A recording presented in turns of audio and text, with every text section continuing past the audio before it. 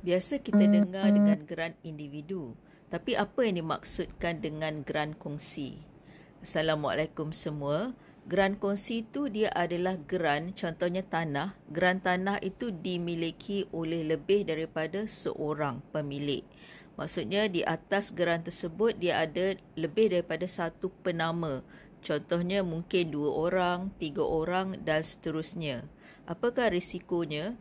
Risikonya sekiranya you nak buat apa-apa perancangan terhadap tanah tersebut, maka you kena dapatkan persetujuan semua pemilik-pemilik tanah tersebut.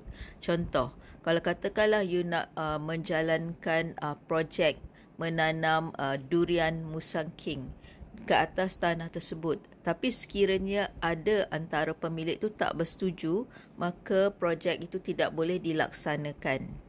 Itu satu. Keduanya, sekiranya berlaku kematian salah seorang daripada penama tersebut, maka tanah itu akan diwariskan kepada pewaris-pewaris. Jadi pemilik tu akan jadi bertambah. Sekiranya yang meninggal tu dia mempunyai ramai pewaris kan. Jadi semakin lama pemilik akan jadi semakin ramai dan semakin sukarlah perancangan dibuat kepada tanah tersebut.